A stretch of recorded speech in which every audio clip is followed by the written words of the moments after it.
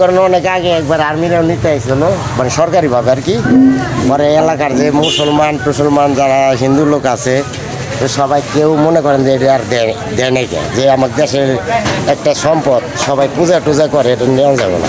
পরে আর্মিরা চলে গেছে, একবার ডাকাতে এসে এটা নেওয়ার জন্য ওই যে কোঠালটা ওই যে গাছগুলা কাটছিল, তারপরে আপনার এই আঙ্গুল কিনে ভাঙিয়ে নিয়ে গেছে ওই যে পরে কি আপনার গ্রামবাসী বাধা দিছে। হ্যাঁ, মানে এটা একটা দেশের সম্পদ না, পূজা করে মানুষে সর্বক্ষণ। এখন এইটা পরিচর্যা করা এনে পরিচর্যা করে আনান ঘোষ। হ্যাঁ, ওই মিষ্টির দোকানের আনান ঘোষ। এটা কতদিন যাবত ডাকাতিটা করার যে করছিল, এটা কত বছর আগে? এটা তো আমরা ছোট তখন, আর আমার কত আনুমানিক 10-12 বছর হয়েছে আমার। আপনারা তখন ছোট, আপনার তখন 10-12 বছর? হ্যাঁ। আপনার বয়স কত? আমার বয়স চলছে মনে করেন 71-এ জন্ম আমার।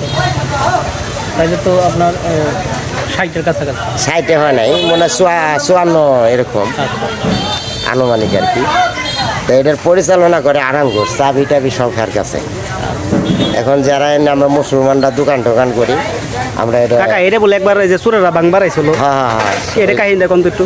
চোরেরা ভাঙতে আইছিল, ওটাতে আমরা মনে করেন রাত্রে তো আর দেখিনি, পরে সকালে এসে দেখলাম যে চোরেরা নেওয়ার জন্য কোঠালটা ওই যে আপনার গাছ কুবাইছিল, নিতে পারে না।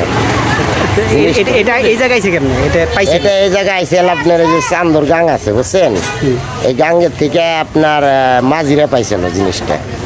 ওই মাঝিকে জালের ভিতরে আসছিল, জালের থেকে পায় পরে এই জায়গায় আইনে ওই একটা নিম গাছ আছে ওই জায়গায় রাখছিল। ওটা আমরা দেখিনি, ওটা আমাকে মুরব্বীরা দেখছে। পরে ওখান থেকে যখন এই জায়গা আনছে, এই জায়গায় বসতি হয়ে গেছে, এই সময় দেখছি, এরপর আগে আর দেখিনি বুঝছেন।